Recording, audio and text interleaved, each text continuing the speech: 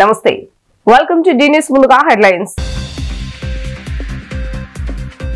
రాష్ట్రంలో పేదరిక నిర్మూలనకు సంకల్పించిన ముఖ్యమంత్రి నారా చంద్రబాబు నాయుడు మరో కీలక నిర్ణయం. తాను కూడా కొన్ని బంగారు కుటుంబాలు దత్తత తీసుకోనున్నట్లుగా స్పష్టం. హృతిక్ రోషన్ తారక్ నటించిన pan India cinema war 2 trailer పలు థియేటర్లో శుక్రవారం నాడు విజయవాడలో విడుదల. విజువల్స్ షూట్ చేస్తున్న వీడియోలు సోషల్ మీడియాలో ట్రెండ్. ఆగస్టు 14న సినిమా విడుదల. విజయవాడలోని చిట్టినగర్ కొండపై నివసిస్తున్న కుటుంబాలు ఎప్పుడు కొండ చర్యలు విరుగుపడతాయని బిక్కుబిక్కు అంటూ జీవనం సాగిస్తున్న ప్రజలు రక్షణ చర్యలు తీసుకోవాలని, అవసరమైతే పునరావాస కేంద్రాలకు తరలించాలని కోరుతున్న స్థానికులు. రాష్ట్రంలో పేదరిక నిర్మూలనకు సంకల్పించిన ముఖ్యమంత్రి నారా చంద్రబాబు నాయుడు మరో కీలక నిర్ణయం తీసుకున్నారు. తాను కూడా కొన్ని బంగారు కుటుంబాలను దత్తత తీసుకోనున్నట్లుగా స్పష్టం చేశారు. శుక్రవారం సచివాలయంలో జీరో ప్రావర్టీ P4 పై ముఖ్యమంత్రి చంద్రబాబు నాయుడు అధికారులతో సమీక్ష సమావేశం నిర్వహించారు. పేదరికంపై చేస్తున్న పోరులో తనతో పాటు తన కుటుంబ సభ్యులు కూడా భాగస్వామ్యులు అవుతారని చెప్పారు. అందరిలో చైతన్యం నింపేలా, మరింత మంది సంపన్నులు మార్గదర్శకులుగా ముందుకు వచ్చేలా తన నిర్ణయం దోహదపడుతుందని అన్నారు. P4 కార్యక్రమం ప్రజా ఉద్యమంలా సాగుతుందని, పేద కుటుంబాల సాధికారతే కూటమి ప్రభుత్వ లక్ష్యమని చెప్పారు. దీనిని విజయవంతం చేసేందుకు అత్యుత్తమ విధానాలను అన్ని చోట్ల అమలు చేసి చూడాలని అధికారులకు ముఖ్యమంత్రి సూచించారు. ప్రపంచవ్యాప్తంగా తెలుగు ప్రజలు ఎక్కడున్నా వారందరినీ ఈ కార్యక్రమంలో మమేకం చేయాలని నిర్దేశించారు. ప్రవాసాంధ్రులను కూడా భాగస్వామ్యం చేసేందుకు ఏపీ NRT సొసైటీ సాయం తీసుకోవాలని చెప్పారు. అలాగే కార్పొరేట్ సంస్థలు దీనికి కలిసి వచ్చేలా చూడటంతో పాటు వారితో సమన్వయం చేసుకోవాల్సిన బాధ్యత జిల్లాల కలెక్టర్లేదేనని స్పష్టం చేశారు. గ్రామాన్ని యూనిట్ గా తీసుకుని ఆ ప్రాంతానికి చెందిన NRIలు, పారిశ్రామికవేత్తలు స్థానిక బంగారు కుటుంబాలను దత్తత తీసుకునేలా చూడాలని సూచించారు. ఒకవేళ స్థానికంగా మార్గదర్శకులు లేకపోతే అప్పుడు స్థానికేతరులను అనుసంధానం చేయాలని నిర్దేశించారు. P4 కార్యక్రమంలో భాగస్వామి అయ్యేందుకు రాష్ట్ర స్థాయిలో దాతలు ముందుకు వస్తే వారిచ్చే నిధుల కోసం కామన్ ఫండ్ ఏర్పాటు చేయాలని, దాని ద్వారా బంగారు కుటుంబాలకు సాయం అందించవచ్చునని సీఎం స్పష్టం చేశారు. హృతిక్ రోషన్ తారక్ నటించిన pan India cinema war 2 trailer శుక్రవారం విజయవాడలోని పలు థియేటర్లో విడుదలైంది. వెండి తెరపై తారక్ కనపడగానే ఫ్యాన్స్ విజిల్స్, కేకలతో థియేటర్ ను హోరెత్తించారు. వందలాది మంది తమ మొబైల్స్ తో తెరపై ట్రైలర్ విజువల్స్ ను షూట్ చేస్తున్న వీడియోలు సోషల్ మీడియాలో ట్రెండ్ అవుతున్నాయి. కాగా ఆగస్టు 14న ఈ సినిమా విడుదల కానుంది.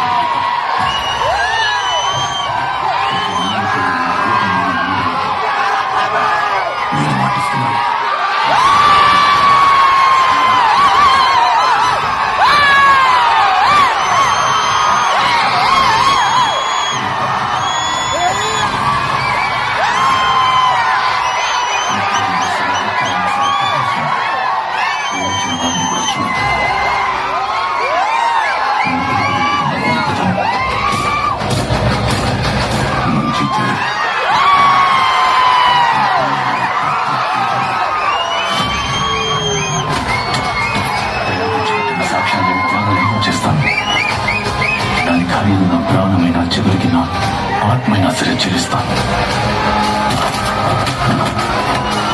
ఆలోచించకుండా దాటేస్తాను.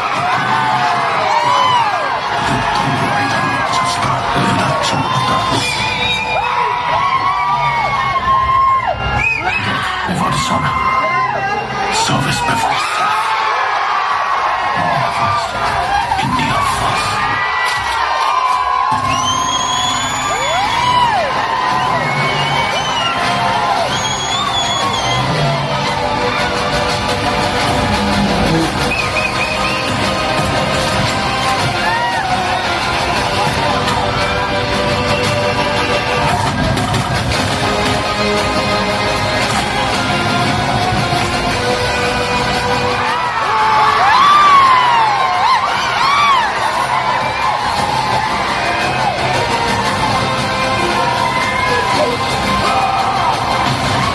విజయవాడలోని చిట్టినగర్ కొండపై నివసిస్తున్న కుటుంబాలు ఎప్పుడు కొండ చర్యలు విరుగుపడతాయన్న బిక్కుబిక్కుమంటూ జీవిస్తున్నారు. ఇటీవల కురిసిన తేలికపాటి వానకే కొండపై పెద్ద రాళ్లు జారిపడిన ఘటనలు ఎన్నో ఉన్నాయి. వర్షాకాలం వచ్చిందంటే కంటికి కునుకు లేకుండా చూడాల్సిన పరిస్థితి నెలకొంది. ప్రమాదాన్ని ముందుగానే గుర్తించి రక్షణ చర్యలు తీసుకోవాలని, అవసరమైతే పునరావాస కేంద్రాలకు తరలించాలని స్థానికులు కోరుతున్నారు.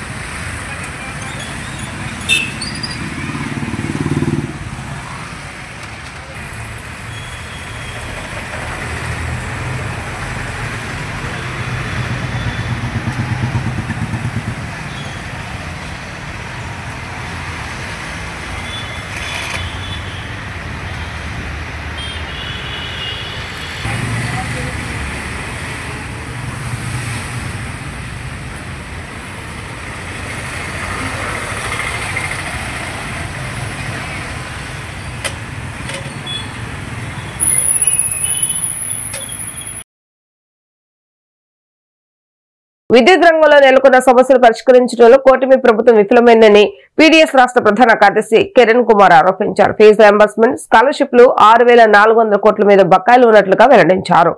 కార్పొరేట్ విద్యా సంస్థల ఫీజు దోపిడీని నియంత్రించాలని వారు కోరారు. విద్యారంగంలో నెలకొన్న సమస్యలు వెంటనే పరిష్కరించాలని డిమాండ్ చేస్తూ ఆంధ్రప్రదేశ్ డెమోక్రటిక్ స్టూడెంట్స్ యూనియన్ ఆధ్వర్యంలో మహాధర్నా నిర్వహించారు. ఈ సందర్భంగా పీడీఎస్ రాష్ట్ర ప్రధాన కార్యదర్శి ఎస్ కిరణ్ కుమార్ మాట్లాడుతూ ఎన్నికల సమయంలో కూటమి ప్రభుత్వం కేజీ నుంచి పీజీ వరకు విద్యారంగ సమస్యలను పరిష్కరిస్తామని హామీ ఇచ్చిందని, కానీ అధికారంలోకి వచ్చాక పూర్తిగా విస్మరించిందన్నారు. ప్రస్తుతం రాష్ట్రంలో 64,000 కోట్ల వరకు ఫీజు రియంబర్స్మెంట్, స్కాలర్షిప్లు పెండింగ్ లో ఉన్నాయన్నారు.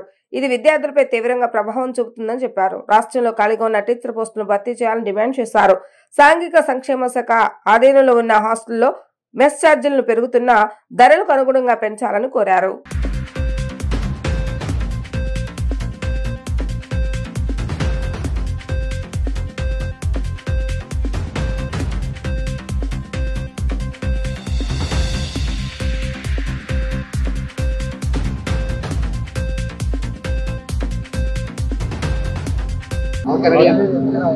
ఎస్ కిరణ్ కుమార్, పీడీఎస్ రాష్ట్ర ప్రధాన కార్యదర్శి. ఈరోజు చెలో విజయవాడ కార్యక్రమంలో భాగంగా కేజీ నుండి పీజీ వరకు విద్యారంగ సమస్యలు పరిష్కరించాలని చెప్పి కూటమి ప్రభుత్వానికి పీడీఎస్ ఆంధ్రప్రదేశ్ రాష్ట్ర కార్యవర్గం హెచ్చరిక జారీ చేస్తోంది. ముందుగా ఈరోజు ఈ ధర్నా చౌక్లో కార్యక్రమం తీసుకోవడానికి ప్రధాన కారణం ఏంటంటే రాష్ట్రంలో ఈరోజు 6,400 కోట్ల రూపాయలు పెండింగ్లో స్కాలర్షిప్లు, రియంబర్స్మెంట్లు ఉన్నాయి. రాష్ట్రంలో టీచర్ పోస్టులు భర్తీ చేయాలని చెప్పి, అలాగే సాంఘిక సంక్షేమ హాస్టల్ సంబంధించి దాదాపు ఈరోజు మెస్ అండ్ కాస్మెటిక్ ఛార్జీలు పెరుగుతున్న ధరలకు అనుగుణంగా పెంచాలని చెప్పి ఈరోజు పీడీఎస్గా డిమాండ్ చేస్తా ఉన్నాం. రాష్ట్రంలో ఈరోజు సంక్షేమ హాస్టల్లో అన్నీ కూడా అద్దె భవనాల్లో ఉన్నటువంటి పరిస్థితి కనబడతా ఉంది. అద్దె భవనటువంటి హాస్టల్ కూడా సొంత భవనాలు కేటాయించాలని చెప్పి ఈరోజు యూనివర్సిటీలు అన్నింటిలో కూడా అనేక సమస్యలతో తాండవిస్తూ ఉన్నాయి. యూనివర్సిటీలో అసిస్టెంట్ ప్రొఫెసర్ పోస్టులు కావచ్చు, ప్రొఫెసర్ పోస్టులు కావచ్చు, వీసీ పోస్టులు కావచ్చు, అన్నీ కూడా విడుదల చేయాలని చెప్పి, అలాగే ఈరోజు సంక్షేమ హాస్టల్లో ఉన్నటువంటి ఇతర సిబ్బంది అందరినీ కూడా విడుదల చేయాలని చెప్పి పీడీఎస్ డిమాండ్ చేస్తూ ఉంది. ఈరోజు ఒకే హాస్టల్కి సంబంధించి ఒక వార్డుని తీసుకెళ్లి 3-4 హాస్టల్కి ఇన్ఛార్జిగా వేసి ఈరోజు రాష్ట్రంలో విచ్చలవిడిగా దోపిడీ చేస్తూ ఉన్నారు. ఈరోజు ప్రభుత్వమే మాట్లాడుతూ ఉంది. ఈరోజు ఏం చెప్తా ఉందంటే, మీరు అధునాతనమైనటువంటి ఈరోజు ప్రభుత్వం వచ్చింది, ఈరోజు ప్రజా పరిపాలన, ఇది ప్రజాప్రభుత్వం అని చెప్పి చంద్రబాబు నాయుడు గారు చెప్తా ఉన్నారు. కానీ ఈరోజు నిరుద్యోగులకు కానీ ఈరోజు కనీసం నిరుద్యోగులు అమలు చేయట్లేదు.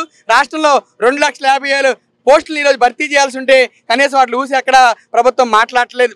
ఈరోజు హాస్టల్కి సంబంధించి ఈరోజు ప్రతి హాస్టల్లో కూడా 26 రకాల పౌష్టికాహారం ఉన్నటువంటి భోజనాన్ని అందించాలని చెప్పి ఈరోజు ఐఏఎస్లు, ఇతర మేధావర్గాలు, నిపుణులందరూ కూడా ఒక అంచనా వేసి అంచనాల సూచిక నమోదుని పట్టికను కూడా ఈరోజు హాస్టల్కి కూడా జారీ చేశారు. అయ్యా చంద్రబాబు నాయుడు గారు, మేము ఒకటే అడుగుతున్నాం, ఈరోజు సెంట్రల్ జైల్లో ఉన్నటువంటి ఖైదీకి ఈరోజు రోజుకి మీరు ఎంత ఇస్తా ఉన్నారు?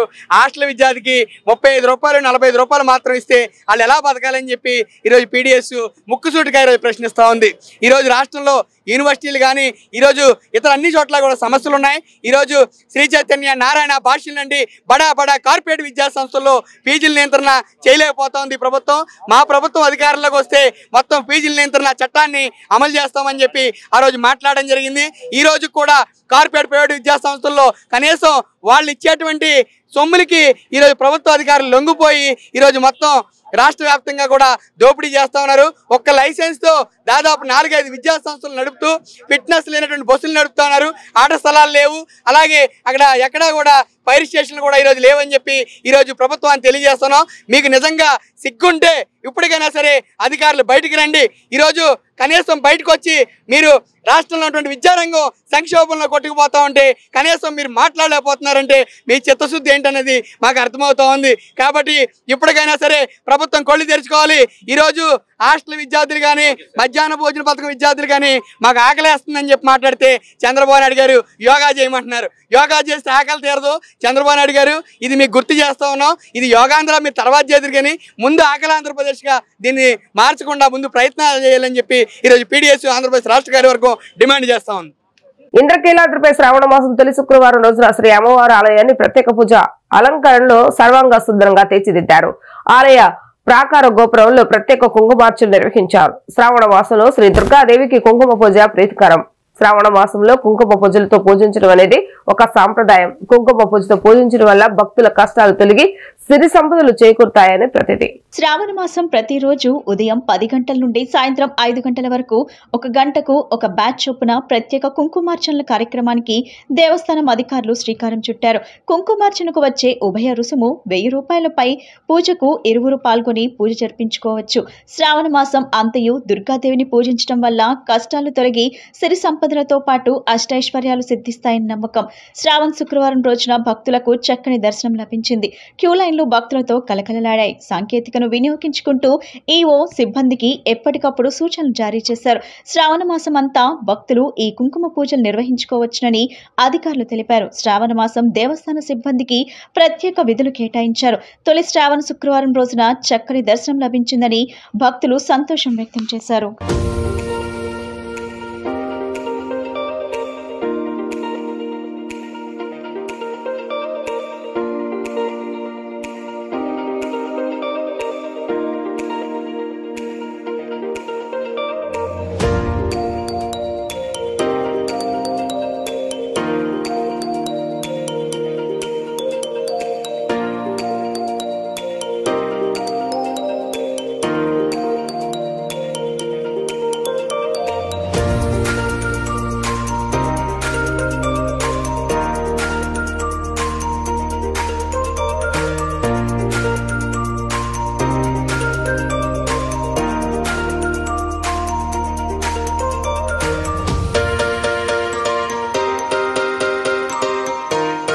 బొడవేరు నుంచి వరదలు వస్తున్నాయన్న వదంతులను ప్రజలు నమ్మి ఆందోళన చెందవద్దని సెంట్రల్ ఎమ్మెల్యే బొండా ఉమా అన్నారు.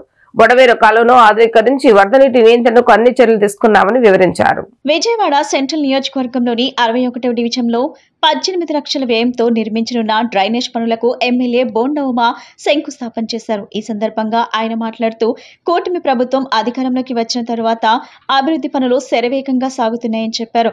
గత 5 ఏళ్లలో నిర్లక్ష్యం చెందిన పనులను వేగంగా పూర్తి చేస్తున్నామని తెలిపారు. ఇప్పటికే 240 కోట్లతో అభివృద్ధి కార్యక్రమాలు పూర్తి చేశామని వెల్లడించారు.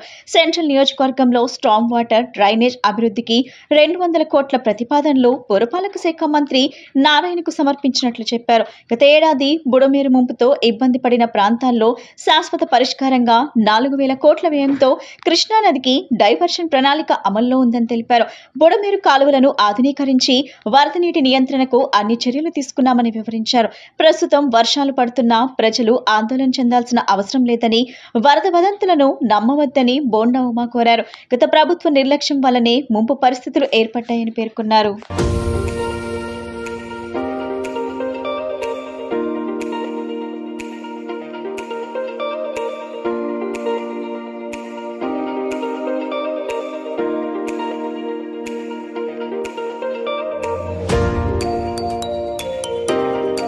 సెంట్రల్ నియోజకవర్గంలో గత 12 నెలలుగా నేను శాసనసభ్యుడైనాక, అలాగే తెలుగుదేశం ప్రభుత్వం వచ్చినాక, కేశినేని శివనాథ్ చిన్ని పార్లమెంట్ సభ్యుడైనాక వేగంగా అభివృద్ధి పనులు కొనసాగుతూ ఉన్నాయి. ఎక్కడ చూసినా గతం నుంచి 5 సంవత్సరాల్లో నిర్లక్ష్యం కాబడినటువంటి పనులన్నింటిని కూడా వేగవంతంగా మొదలుపెట్టాం. గత 12 నెలలుగా 240 కోట్ల రూపాయలతో ఇవాళకి అభివృద్ధి పనులు ఇప్పటికీ పూర్తి చేసాం. ఇంకా కొత్త శాంక్షన్లు తీసుకొస్తా ఉన్నాం. నిన్ననే స్ట్రాంగ్ వాటర్ డ్రైనేజ్ మీద సెంట్రల్ నియోజకవర్గంలో 200 కోట్ల రూపాయలతో మంత్రి నారాయణ గారికి ప్రతిపాదనలు ఇచ్చాం. ఆంధ్రప్రదేశ్ రాష్ట్ర ఎంపీలపై ఏపీసీసీ చీఫ్ వైఎస్ షర్మిలారెడ్డి ధ్వజమెత్తారు. రాష్ట్రంలో 25 మంది లోక్సభ ఎంపీలు, 11 మంది ఎంపీల మేరకు మాత్రమే ఎంపీలను విమర్శించారు. విభజన సమస్యల మీద నోరు విప్పే దమ్ము ఒక్కరికి లేదని అన్నారు. విజయవాడలో ఏర్పాటు చేసిన విలేకరుల సమావేశంలో ఆమె మాట్లాడారు. మన రాష్ట్రంలో ఉన్న ఎంపీలందరూ బీజేపీ ఎంపీలేనన్నారు. బీజేపీ బిల్లులకు మేము సిద్ధమంటూ రాష్ట్ర ఎంపీలు పోటీ పడుతున్నారని, రాష్ట్ర ఎంపీలకు చీము నెత్తురు ఉంటే, దమ్ము ధైర్యం ఉంటే హోదా మీద తాడో పేడో తేల్చండని సవాల్ విసిరారు. 11 ఏళ్లుగా విభజన సమస్యలు పెండింగ్ లో ఉన్నాయని, అందరూ మోడీ మెప్పు కోసమే ఉన్నారని, మోడీ దగ్గర పోటీ పడుతున్నారని విమర్శలు గుప్పించారు. రాష్ట్ర విభజన సమస్యల మీద ఒక్కరూ మాట్లాడేవారు లేరని, అందరూ బీజేపీ తొత్తులేనని, బీజేపీ చేతుల్లో కీలుబొమ్మలని దుమ్మెత్తిపోశారు. ఇప్పుడు ఢిల్లీలో పార్లమెంట్ జరుగుతోంది. ఈ సందర్భంగా ఆంధ్ర రాష్ట్రానికి చెందిన ఎంపీలు అందరూ పార్లమెంటుకు హాజరవుతున్నారు. టీడీపీ అయితేనేమి, జనసేన అయితేనేమి,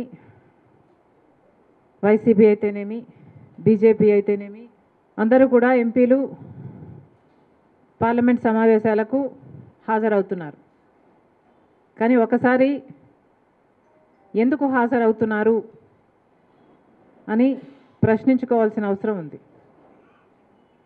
10 సంవత్సరాలు అయిపోయింది ఆంధ్ర రాష్ట్రం ఏర్పడి. 10 సంవత్సరాలుగా కేంద్రం మనకిచ్చిన విభజన హామీలలో ఎన్ని నెరవేర్చుకోగలిగాం? మరి ఇంకా ఎన్ని నెరవేర్చుకోవాల్సి ఉంది? కనీసం ఒక్కటైనా నెరవేర్చుకోగలిగామా? మరి అన్ని విభజన హామీలు పెండింగ్లో పెట్టుకొని ఇంతమంది ఎంపీలు, 25 మంది లోక్సభ ఎంపీలు ఉన్నారు ఆంధ్ర రాష్ట్రానికి సంబంధించి, 11 మంది రాజ్యసభ ఎంపీలు ఉన్నారు ఆంధ్ర రాష్ట్రానికి సంబంధించి. మరి ఇంతమంది ఎంపీలు ఆంధ్ర రాష్ట్రానికి 10 సంవత్సరాలుగా ఉండి కూడా ఏమి సాధించినట్టు? పేరుకు మాత్రమే వైసీపీ అయినా, జనసేన అయినా, టీడీపీ అయినా పేరుకు మాత్రమే వీళ్ళు ఈ పార్టీలకు సంబంధించిన ఎంపీలు, కానీ నిజానికి వాస్తవానికి వీళ్ళందరూ కూడా బీజేపీ ఎంపీలుగానే వ్యవహరిస్తున్నారు. బీజేపీ పార్టీకి ఎక్కడ ఏ బిల్లుకు ఏ మద్దతు ఇవ్వాలన్నా వాళ్ళు ఇంకా అడగకముందే బీజేపీ పార్టీ వీళ్ళే ముందే మేం సిద్ధం అన్నట్టుగా ప్రతి బిల్లుకు ఆమోదం తెలుపుతున్నారు. బంగాళాఖాతంలో ఏర్పడిన వాయుగుండం కారణంగా విపత్తు నిర్వహణ శాఖ మంత్రి అనిత వాతావరణ పరిస్థితులపై సమీక్ష నిర్వహించారు. వర్షాలు, ఫ్లడ్ ప్రభావిత ప్రాంతాల్లో ముందస్తు చర్యలు తీసుకోవాలని మంత్రి అధికారులను ఆదేశించారు. ప్రమాద హాట్స్పాట్ల వద్ద హెచ్చరిక బోర్డులు ఏర్పాటు చేయాలని కలెక్టర్లకు సూచించారు. బంగాళాఖాతంలో ఏర్పడిన వాయుగుండం కారణంగా కోస్తాంధ్రలో భారీ వర్షాలు కురిసే అవకాశం నేపథ్యంలో రాష్ట్ర ప్రభుత్వం అప్రమత్తమైంది. హోప్ విపత్తు నిర్వహణ శాఖ మంత్రి అనిత వాతావరణ పరిస్థితులపై సమీక్ష నిర్వహించారు. ఈ సమీక్షలో విపత్తు నిర్వహణ సంస్థ ఎండీ ప్రఖర్ జైన్ సిబ్బందితో ప్రస్తుత పరిస్థితులపై ఆరా తీశారు. వాయుగుండం పశ్చిమ బెంగాల్, బంగ్లాదేశ్ తీరాలను తాకే అవకాశం ఉందని వాతావరణ శాఖ తెలిపింది. రానున్న 24 గంటల్లో పశ్చిమ బెంగాల్, ఉత్తర ఒడిశా, జార్ఖండ్ వైపుగా ఇది కదిలే అవకాశం ఉన్నట్లు వెల్లడించారు.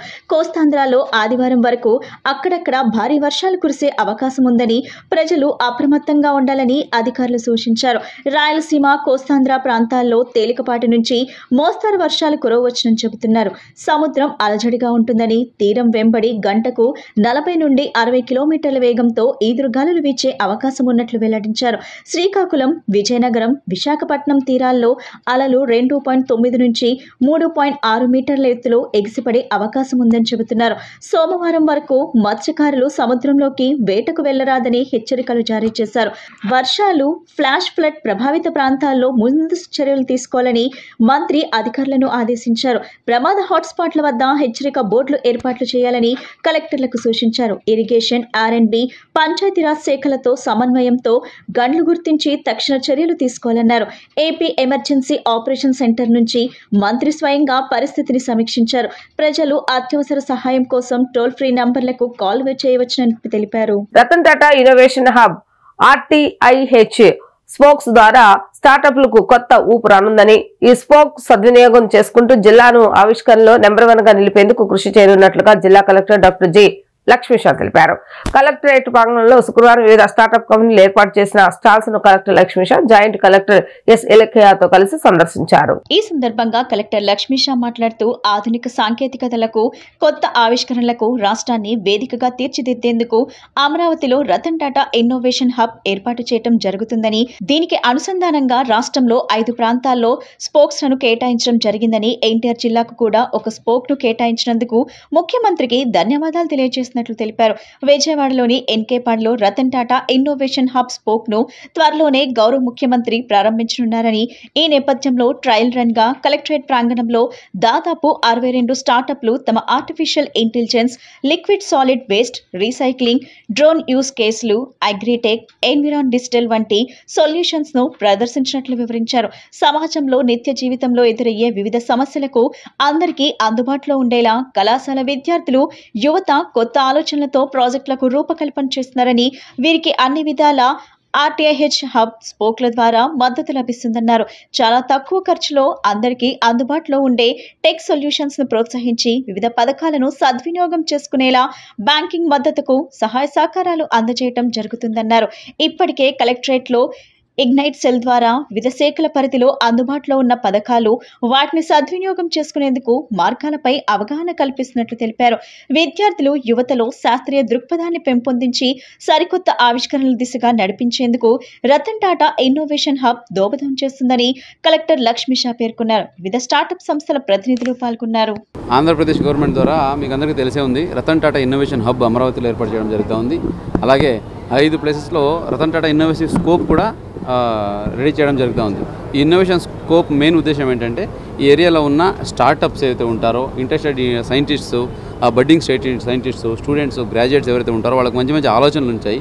ఆ ఆలోచనల్ని వాళ్ళు ఒక ఆవిష్కరణ చేసి ఒక మంచి ప్రాజెక్ట్స్ తీసుకొస్తున్నారు. సమాజంలో ఉన్న ఎన్నో సమస్యలకి వాళ్ళు పరిష్కారం కనుగొంటున్నారు. అటువంటి వాళ్ళకి ఎంకరేజ్ చేయాలి, అటువంటి వాళ్ళకి మంచి సపోర్ట్ ఇవ్వాలి. అలాగే పెద్ద కంపెనీస్, ఏజెన్సీస్, అలాగే గవర్నమెంట్ స్కీమ్స్ ద్వారా వాళ్ళకి హ్యాండిల్ చేయడానికి వచ్చిండేది Ratan Tata innovations spoke. So దీంట్లో మనం ఇప్పుడు ఎన్నికేపాటులో స్కోప్ కూడా కన్స్ట్రక్ట్ చేస్తున్నాము. త్వరలోనే ఆనరబుల్ చీఫ్ మినిస్టర్ దాన్ని ఇనాగ్రేట్ చేయబోతున్నారు. సో దీనికి ప్రికర్సర్గా ఈరోజు మన జిల్లాలో ఎటువంటి స్టార్టప్స్ ఉన్నాయి, ఏమేమి ఇన్నోవేషన్ చేస్తున్నారు గ్రాడ్యుయేట్స్, పిల్లలు, అలాగే స్టూడెంట్స్, దీని ద్వారా మనకు ఎటువంటి ముందు రానున్న రోజుల్లో ఆవిష్కారాలు రాబోతున్నాయి, ఎటువంటి సమస్యలకి పరిష్కారాలు దొరుకుతాయనే దాని మీద ఈరోజు ఒక ట్రయల్ రన్గా పెట్టాం కలెక్టరేట్ ప్రాంగణంలో. ఇప్పుడు చూస్తే దాదాపుగా 62 మంది స్టార్టప్స్ ఇక్కడ ఉన్నారు. ఇక్కడ ఒక కంప్యూటర్ AI నుంచి, డ్రోన్ నుంచి, అట్లాగే అగ్రికల్చర్ సొల్యూషన్ నుంచి, సాలిడ్ వేస్ట్ అలాగే లిక్విడ్ వేస్ట్ రీసైకిల్కి సొల్యూషన్ నుంచి ప్రతి ఒకదానికి ఒక ఇన్నోవేషన్గా వస్తున్నారు. ఇన్నోవేషన్లో ఏంటంటే కొన్ని టెక్నాలజీ ఆల్రెడీ ఉన్నాయి, కానీ కాస్ట్లీగా ఉన్నాయి, మనకు అందుబాటులో లేదు, సామాన్యులకు దొరకట్లేదు. ఇప్పుడు వీళ్ళు తీస్తున్న ఇన్నోవేషన్స్ ఎలాగ ఉన్నాయంటే చాలా cheap cost, local available material, local ఐడియాస్తో,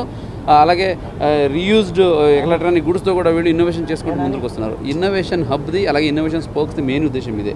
మనము ఉన్న ప్రాబ్లమ్స్కి సొల్యూషన్ కనుక్కోవాలి, ఆ సొల్యూషన్స్ కాస్ట్ ఎఫెక్టివ్గా ఉండాలి, అప్పుడే టెక్నాలజీ అఫోర్డబుల్గా ఉంటుంది, ప్రతి ఒక్కరు దాన్ని వాడగలుగుతారు. సో ఇదే ఉద్దేశము మనం రతన్ టాటా ఇన్నోవేషన్ హబ్ని గౌరవ ముఖ్యమంత్రి వర్యులు అమరావతిలో పెట్టున్నారు. సో ఇదే నేపథ్యంలో విజయవాడలో కూడా ఇటువంటి ఒక ఇన్నోవేషన్ స్పోక్ రావడం చాలా ఆనందదాయకము. కలెక్టరేట్ ద్వారా ఇక్కడ అఫీషియల్స్ని, అలాగే ప్రజాప్రతినిధుల్ని మనము, అట్లాగే ఏదైతే కంపెనీస్ ఉన్నారో ఏజెన్సీస్, వాళ్ళని కూడా ప్రమోటర్గా పెట్టుకొని రతన్ టాటా ఇన్నోవేషన్ స్పోక్ కూడా చేయడానికి ఆల్రెడీ ల్యాండ్ ఐడెంటిఫై చేయడం జరిగింది.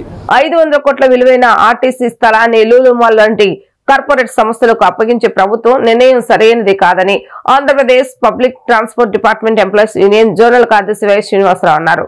రాజధాని ప్రాంతమైన విజయవాడలో ఆర్టీసీ సేవలను బలోపేతం చేయవలసిన అవసరం ఉన్నప్పటికీ డిపోల తరలింపు ఎలా సమంజసం అవుతుందని ఆయన ప్రశ్నించారు. ప్రభుత్వం ఏ నిర్ణయాన్ని వెంటనే పునఃసమీక్షించాలని డిమాండ్ చేశారన్నారు.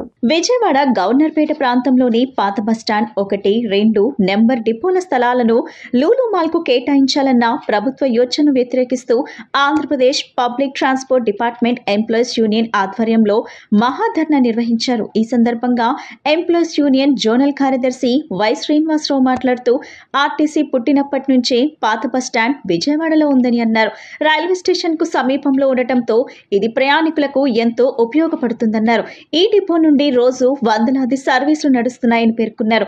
ఈ స్థలం విలువ 500 కోట్లకు పైగా ఉంటుందని, ఇంత విలువైన ఆస్తిని కార్పొరేట్ సంస్థలకు అప్పగించాలన్న ఆలోచన ప్రభుత్వానికి ఎలా వచ్చిందని ప్రశ్నించారు. ప్రజల సౌకర్యం గురించి కాకుండా లాభాపేక్షతో తీసుకునే నిర్ణయాలను తాము తీవ్రంగా వ్యతిరేకిస్తున్నామని చెప్పారు.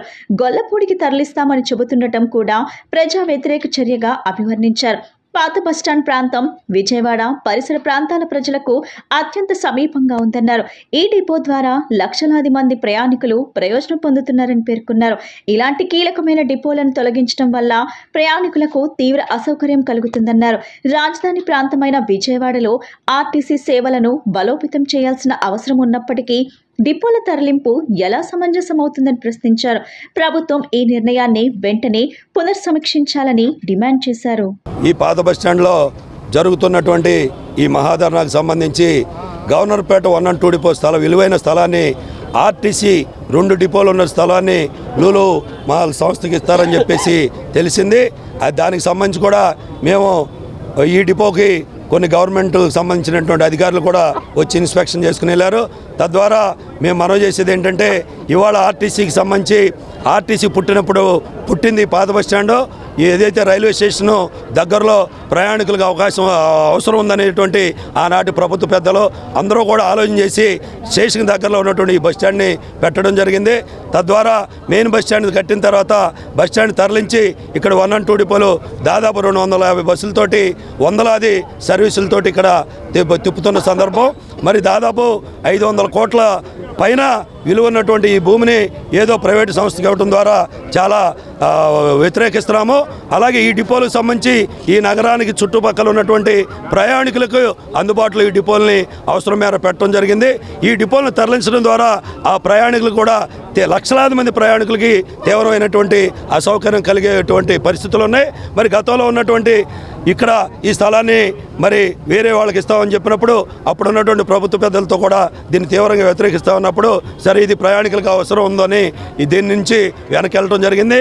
మళ్ళా మరి లూలు మాల్ సంస్థకి ఇస్తామని చెప్పేసి చెప్పడం ఇదైతే చాలా శోచనీయము. దీనికి సంబంధించి కూడా ప్రయాణికులకు అవసరాలు చెబుతూ గొల్లపూడిలో సుమారు 10 కిలోమీటర్లు ఉన్నటువంటి రాళ్ల చెరువులో ఒక 5 ఎకరాలు స్థలం ఇస్తామన్నారు. అది అంతా కలిపితే 5 కోట్లు ఉన్నదో, ఇది కలిపితే దాదాపు 500 కోట్ల పైన ఉన్నటువంటి విలువైన స్థలాన్ని చేయడం ద్వారా మరి చాలా బాధాకరమైన విషయం. అలాగే గతంలో ఉన్నటువంటి స్థలాన్ని మున్సిపాలిటీ వారికి 60 సెంట్లు మరి పార్కింగ్ పేరుతో తీసుకున్నారు. 7 ఏళ్ల వయసులోనే గిన్నిస్ రికార్డు సాధించాలనే లక్ష్యంతో హూలా హూప్స్ లో 3వ తరగతి చదువుతున్న విద్యార్థిని జైత్ర కృషి చేస్తుంది. ఆమె ప్రయత్నం విజయవంతమై గిన్నిస్ బుక్ లో చోటు సంపాదించాలని కార్పొరేట్ వల్లభనేని రాజేశ్వరి ఉపాధ్యాయులు ఆకాంక్షించారు. Vijayawada Machavaram Nobel kids English medium పాఠశాలలో 3వ తరగతి చదువుతున్న 7 ఏళ్ల విద్యార్థిని Jaitra Guinness book of world record కోసం ప్రయత్నం చేస్తుంది. హూలా హూప్స్ లో 70 నిమిషాల పాటు ప్రదర్శన ఇవ్వటం ద్వారా Telugu book of records, Limca book, Guinness book లో స్థానం సంపాదించడమే లక్ష్యంగా ప్రయత్నం ప్రారంభించింది. ఈ సందర్భంగా టీడీపీ కార్పొరేటర్ వల్లభనేని రాజేశ్వరి, పాఠశాల ఉపాధ్యాయులు విద్యార్థిని జైత్రను అభినందించారు. ఆమె చేసే ప్రయత్నం ఫలించాలని ఆకాంక్షించారు. పీఈటీ శ్రీనివాస్ మాట్లాడుతూ జైత్రలోని ప్రతిభను గుర్తించి ప్రత్యేక శిక్షణ ఇచ్చామని తెలిపారు.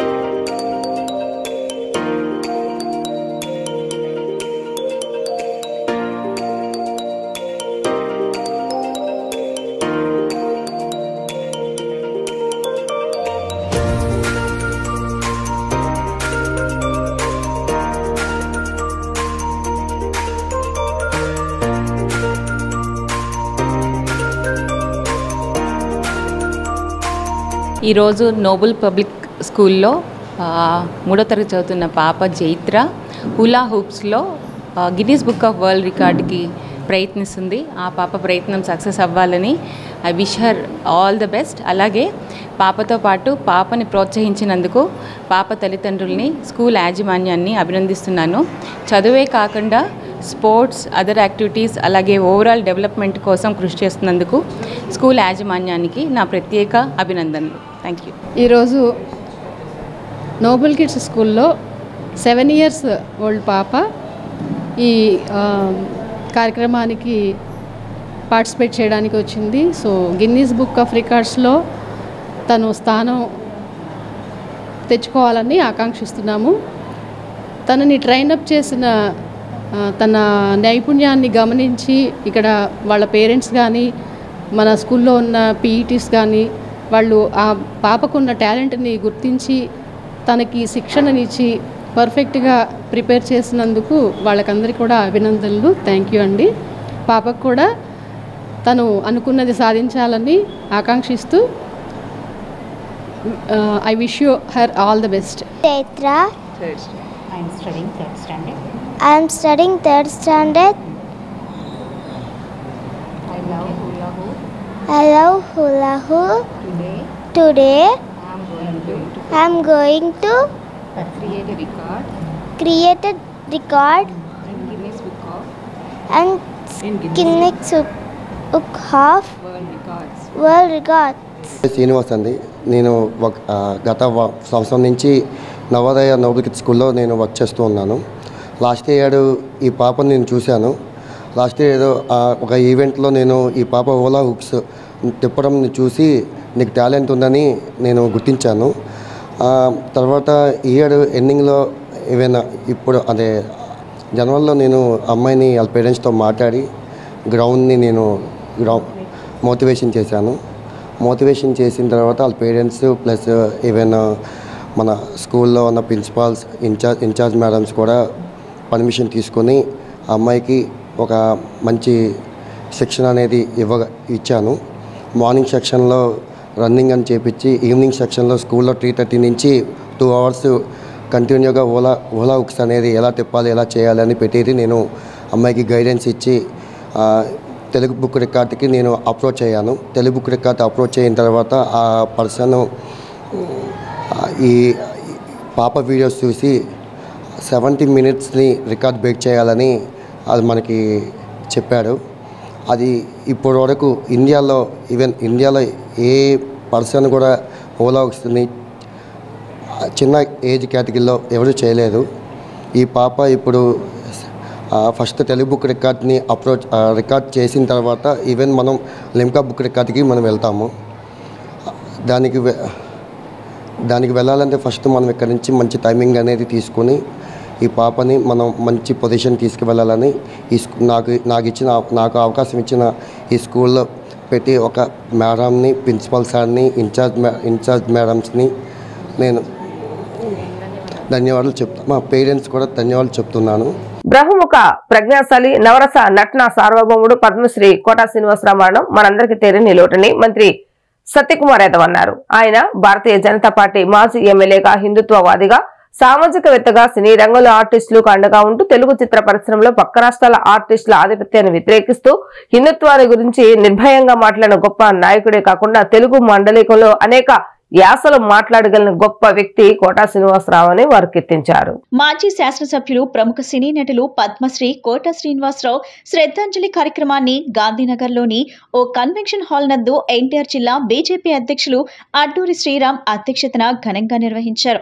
ఈ కార్యక్రమంలో మంత్రి సత్యకుమార్ యాదవ్, ఆంధ్రప్రదేశ్ రాష్ట్ర బీజేపీ అధ్యక్షులు పివిఎన్ మాధవ్, కైకలూరు మాజీ శాసనసభ్యులు కామినేని శ్రీనివాసరావు, ఎన్టీఆర్ జిల్లా జనసేన అధ్యక్షులు మాజీ శాసనసభ్యులు సామినేని ఉదయభాను, మాజీ ఎమ్మెల్యే దారా సాంబయ్య, బీజేపీ నేతలు పాల్గొని కోటాకు ఘన నివాళులర్పించారు.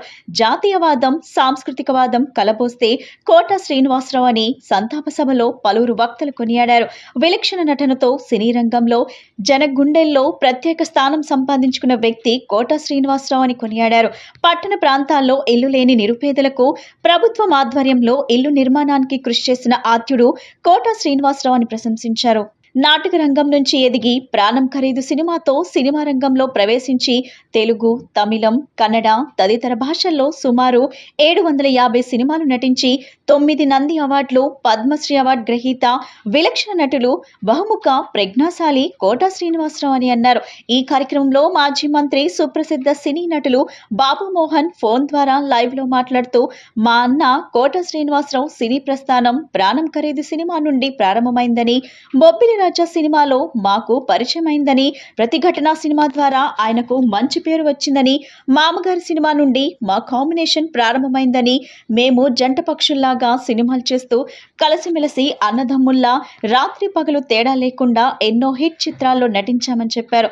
దేవుడు మా ఇద్దరి జీవితాల్లో ఒక విషాద ఘటన మిగిల్చాడని, మా ఇద్దరి కుమారులు యాక్సిడెంట్లో చనిపోయారని, సినిమాలోనే కాకుండా రాజకీయ నాయకులుగా, ఎమ్మెల్యేలుగా అసెంబ్లీలో నవ్వులు పూయించామని, నా మాట ఆయన, ఆయన మాట నేను వినేవారమని, చనిపోయే ముందు రోజు కూడా నాతో మాట్లాడాడని, ఆయన లేని లోటు అందరికంటే నాకే ఎక్కువని ఆయన ఈ సందర్భంగా భావోద్వేగానికి గురయ్యారు. ఈరోజు ప్రముఖ సినీ నాయకుడు, మనందరికీ కృష్ణా జిల్లాలో పుట్టిన వ్యక్తి, మరి పద్మశ్రీ కోటా శ్రీనివాసరావు గారి సంస్మరణ సభకు ఈరోజు మనమంతా కూడా ఇక్కడికి వచ్చి ఉన్నాము. మరి కోటా శ్రీనివాసరావు గారు ఒక ప్రముఖ సినీ నటుడే కాదు, ఒక విలక్షణ నటుడైన ఆయన సినీ రంగంలో మరిచిపోలేని వ్యక్తిగా నిలిచిపోయారు. కోట శ్రీనివాసరావు గారికి నాకు పరిచయం పెళ్లి రాజా సినిమా నుండి. అంతకుముందు కోట గారు నాకు తెలుసు, ఎందుకంటే ప్రతిఘటన సినిమాతో కోట గారు సినిమా స్టార్ అయ్యారు. అది బ్రేక్ ఇచ్చిన సినిమా కోట గారికి. ఒక 7-8 సంవత్సరాల తర్వాత 10 సంవత్సరాల లోపు నేను అంకుశం సినిమాతో, అది నాకు బ్రేక్. అక్కడ నుంచి నేను సినిమా స్టార్ బాగా సినిమా రిలీజ్ అయినాం. 5 రోజుల్లోనే 10 సినిమాలు బుక్ అవడం. అక్కడి నుంచి చెప్పేసి అంటే అందాజుగా ఒక 7-8 సంవత్సరాల తర్వాత నా ఎంట్రీ కాబట్టి కోట గారి సినిమాలన్నీ ఆహ్నా పెళ్ళంట వెనక కూడా చూసి కోట గారు మంచి ఆర్టిస్టు అనేది చాలా అప్పటికే బాగా బిజీ అయిపోయినారు కోట గారు. కోట శ్రీనివాసరావు గారు బహుముఖ నట సార్వభౌమగా మనందరికీ కూడా పరిచయం. భారతీయ జనతా పార్టీ యొక్క శాసనసభ్యులుగా 1999 నుంచి 2004 వరకు విజయవాడ తూర్పు నియోజకవర్గానికి ప్రాతినిధ్యం వహిస్తూ భారతీయ జనతా పార్టీ వాణి వేడిగా, అలాగే భారతీయ జనతా పార్టీ సిద్ధాంతాన్ని ఎక్కడ అవకాశం ఉంటే అక్కడ నిర్భయంగా ప్రకటించిన వ్యక్తిగా, మన దేశ సంస్కృతి పరిరక్షణ కోసం, అలాగే అనేక రకాల విషయాలు, హిందుత్వానికి సంబంధించిన విషయాలు ఎప్పుడు కూడా భయం అనేది లేకుండా చలనచిత్ర పరిశ్రమలో మాట్లాడిన వ్యక్తి. అనేక రకాల విషయాల పట్ల జరుగుతున్న తీరుని ఆయన నిర్భయంగా మాట్లాడి అనేక మంది ఆయన్ని కోపానికి కూడా గురవ్వటం జరిగింది. అంటే వారన్నారు ఇది సంతాప సభ కదా, మరి అది చూస్తే కడుపుబ్బా నవ్వుకుంటాం, సంతాప సభలో నవ్వుకుంటే ఏం బాగుంటుంది అని ఇది వచ్చింది. వాస్తవానికి నేనైతే దీన్ని సంతాప సభగా చూడాల్సిన అవసరం లేదు. కోట శ్రీనివాసరావు గారు ఒక సంపూర్ణ జీవితాన్ని, ఒక సాఫల్యవంతమైన జీవితాన్ని వారు గడిపారు. దాదాపు 40 సంవత్సరాల వారి సినీ జీవన ప్రయాణంలో 3 తరాల వారిని అలరించారు, నవ్వించారు, విలనిజంతో భయపెట్టారు, నటనా కౌశల్యంతో అబ్బురపరిచారు. ఇన్ని రకాలుగా తనకంటూ ఒక స్థానాన్ని సుస్థిరం చేసుకొని ఈ సినీ వినీలాకాశంలో ఒక నక్షత్రంగా కొన్ని దశాబ్దాల పాటు వెలిగిన వ్యక్తి. వార్తలు ముగించే ముందు హెడ్లైన్స్ మరొకసారి. రాష్ట్రంలో పేదరిక నిర్మూలనకు సంకల్పించిన ముఖ్యమంత్రి నారా చంద్రబాబు నాయుడు మరో కీలక నిర్ణయం. తాను కూడా కొన్ని బంగారు కుటుంబాలు దత్తత తీసుకోనున్నట్లుగా స్పష్టం. హృతిక్ రోషన్ తారక్ నటించిన pan India cinema watch trailer పలు థియేటర్లో శుక్రవారం నాడు విజయవాడలో విడుదల. విజువల్స్ షూట్ చేస్తున్న వీడియోలు సోషల్ మీడియాలో ట్రెండ్. ఆగస్టు 14న సినిమా విడుదల.